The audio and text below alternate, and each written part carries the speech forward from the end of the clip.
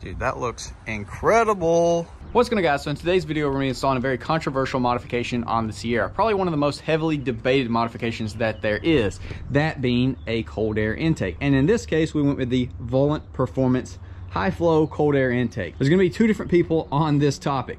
One that says this is the biggest waste of money that you can put on a truck, and then two, the people that swear by it, saying that this is going to get you better miles per gallon, better throttle response, and some increase in horsepower. Now, I have put a lot of different intakes on a lot of different vehicles, and I swear by them. I thoroughly enjoy them. I think they look better. I think they do get you some increase in performance and some increase in miles per gallon if you go with the right system. So if you go on eBay, you buy one of those $100 generic cold air intakes, it's open filter, it sucks in hot air, you're gonna hurt pretty much everything, right? It is a waste of money. You'd be a lot better off just throwing you a high flow filter in the stock intake, let it ride. Now, if you go with something like this that is a closed filter, it's going to be drawing that cool air from the fender like the factory box, but it has a high flow circular performance filter.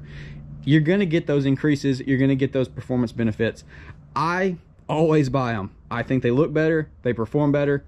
So I'm on the side of cold air intakes do work if you get the right one. So I went with the Volant Performance. It's got the like power core filter.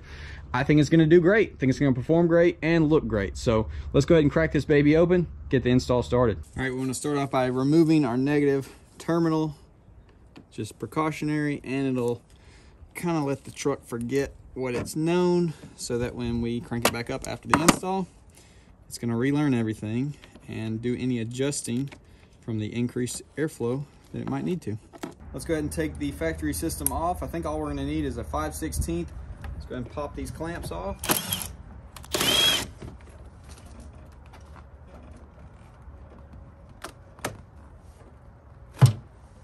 This guy should come off here though. Come on, there we go. Got that little muffler sound tube hanging down below. There we are.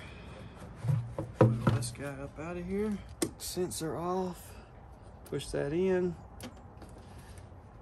Should lift off.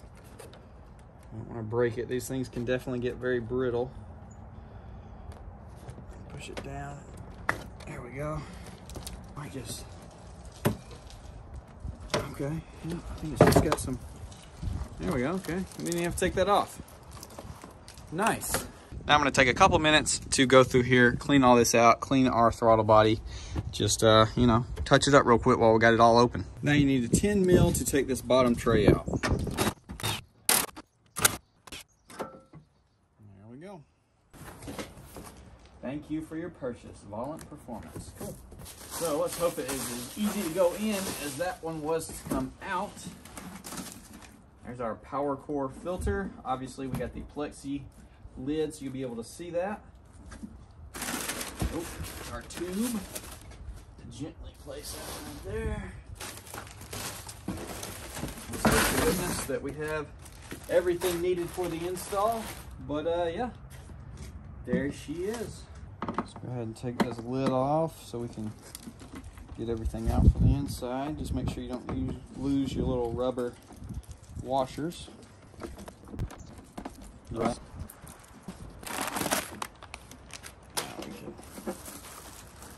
Take our big boy up out of here. Figure out how it comes out. There we go. All right, so that is our big power core filter. It's a dry filter. It's our new coupler. So let me figure out how this all lines up and get this thing pieced together. All right, guys, I'm slowly but surely getting it figured out because the pictures and the words are on two different pages, so that's a little annoying. But anyways, I took off our mass airflow sensor, took off the rubber housing that was on it. We're gonna put this seal onto here. It's also super windy, that's awesome. We're gonna put that seal on here. This is going to mount just like this, directly onto the outside of the box.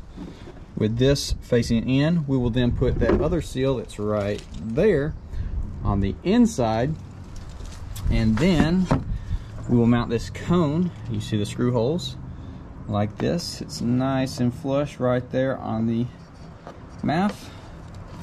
We will then bolt it down, line it up, bolt it up there, and then that is what our intake filter will mount directly to that inside the box. There's this little rubber piece that I stuck onto there, which this tube is what is going to go directly onto our throttle body. Come up over here, we're going to mount it into there. But before we do that, we need to, one, get that mounted into here so that we can mount this box down into here, into that location. As you see, it's going to be drawing air from down below and in the filter. So that fresh air coming in from right there and from in here. So let's go ahead and throw that in there, get it bolted up right here, get this box in there, mount that up, and then we'll be on to the next step, which is going to be the intake tube. You need your 2 gaskets, one for each side. Do not forget to put the other one on this other side. You're gonna have your supplied bolts with Allen key. So on this, you gotta make sure this lines up as well on the inside. So just go ahead and eyeball that, spin it till those line up. So that right there, that's how they're going to go in. Just go ahead and slide that guy in like that. Get your other gasket. You're gonna have to line it up on here. You just spin it around basically till it lines up like that. Take this guy, which that should be right. You can look through here. You can look through here and basically see if it lines up. Make sure your gasket's not getting in a pinch. Mine kind of was trying to right there. You want it to line up properly on both sides as you get these started. I read some reviews about people stripping these, so you don't want to do it too tight. Just a nice equal tightness all the way around. Get that one started. Pull this side out. Line that up. Just want to make sure all of our gaskets are good. Just going to snug it up a little bit more. Don't want to over tighten, strip it. Perfect. Slide it in here, and then we're going to mount it down below. What are we hung up on? Basically, I'm going to line it up with those holes. We'll mount those up, and then we can start the actual tube installation. So the instructions say to mount it with 4, but there's only 2 holes. I think it's going to be fine. We've got the supplied washers, crush washers, 10 mil bolts. Throw one in here, one in right there. Should be good to go.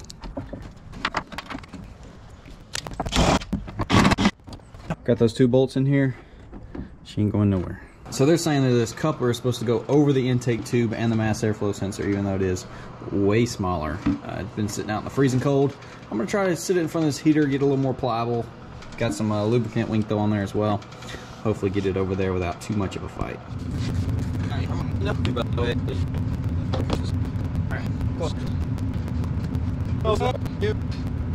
Alright, finally found my little tool in Larry.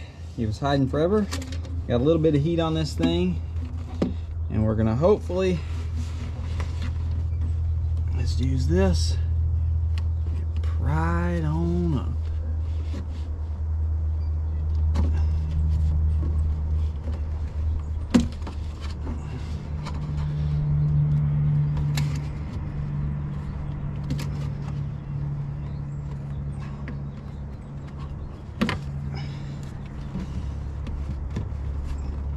First try, really? Wow, all right.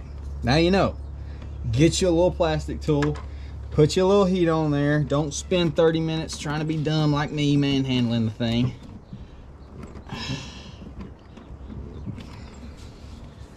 So now, you gotta get it on far enough to put a clamp on it and get this mounted. So let's go ahead. There we go. All right. We are golden. Let's go ahead and, all right, this is the part you don't want to tighten too much, because I think this was the tube that people were saying if you went too tight, it was bending. So we'll use that to tighten down in a minute a little bit more. Hand tight.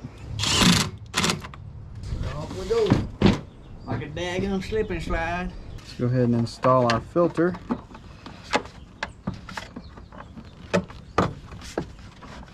that in there. Let's see, I think it wants it where it says power core at the top. Down like this. That should be right. Like that, where it says power core 2 at the top. That would make sense. There we go. She's on there. Peel this plastic off our plexi.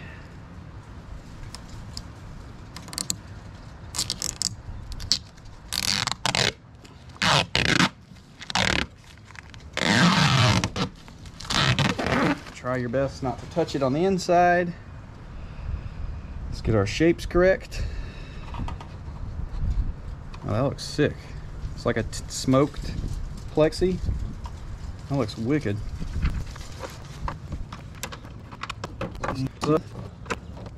Not too tight. We don't want to mess up our things, but we do want it to seal properly. There we go. That part is done. Holy crap. You can't tell me that ain't stupid clean. Dude, that looks incredible.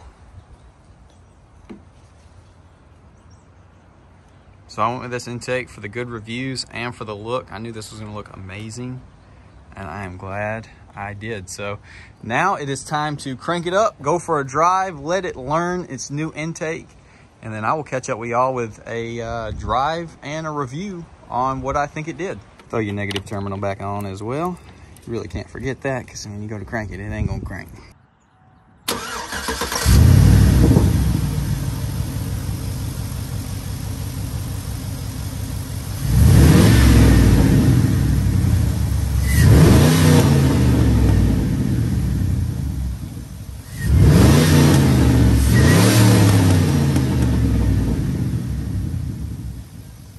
We got a race car. So we'll definitely have a long-term test with this intake. I'll be able to give y'all what my updated miles per gallons are, how I feel about the truck and everything, but initial impressions, it drives great. I'm thoroughly enjoying it. I feel like it did pick up some throttle response. Obviously now it's drawing in as much cool and crisp air as possible. It's currently saying we're averaging 14 miles per gallon, which I have done one pretty good acceleration in the truck, and we've only been like 2-3 miles since I started it. So the truck normally goes in the 15-16 mile per gallon range. In the 15s if we're doing normal driving, stop and go, you know, roads like this. It'll get mid 16s if we're at like 55-60 cruising for a while. That's usually what it shows. As of right now, it's going up, so we're up to 14.1 now. It's slowly creeping up. Obviously the truck is learning the intake. The more we drive, the better everything should get, but as of initial first impressions, I like it. So I think it looks great. It should perform as good or better. Obviously it's, you know, it's an intake. It's not gonna be anything huge, but it's not gonna hurt it. It's pulling in that cold air from down below and from in the fender. It's not exposed to your, you know, manifolds. It's not gonna be pulling in the hot air from the engine bay. And then that power core filter is gonna be pulling in a lot more air than the stock filter can. Looks amazing. I mean, that's got to be one of the best looking boxed filters that there is. I mean, it looks freaking sick. That like smoked plexi, it's just clean, and it actually clears the coolant hose better than the stock one does. The stock one actually rubs on it, and you know, I guess you put 400,000 or 500,000 miles on the truck, it might rub a hole in it. Whereas this doesn't touch anything. There's no check engine light. Everything is happy. We're up to 14.7 miles per gallon now, so we're going up as I speak. So yeah, overall, I'm happy with it. I don't really pop my hood ever, but I guess ever if, you know, I ever went to a truck show or something now, my engine bay definitely looks a lot more clean. We've got a clean filter. Overall, I approve. If you don't like cold air intakes, that's perfectly fine, but I definitely think they do serve a purpose. If you get the right one, I think they can definitely give you some benefits. And in this case, I'm happy with it. So Volant cold air intake on the 5.3 Sierra. I think it's a total success. Like I said, I'll do a long-term review once I get a couple thousand miles on the truck and it's fully, you know, ironed out how it likes to breathe and everything and what kind of miles per gallon we're gonna get. I'll let y'all know. So with that being said, that's gonna be about it for this video. Hopefully y'all did enjoy. Definitely leave your comments down below. Let me know what you think. Are cold air intakes a complete waste of money, or are they a must buy for your truck? I absolutely love them. You get the right one, I think you're gonna reap all the benefits and no negatives. So with that being said, that's about it. See y'all on the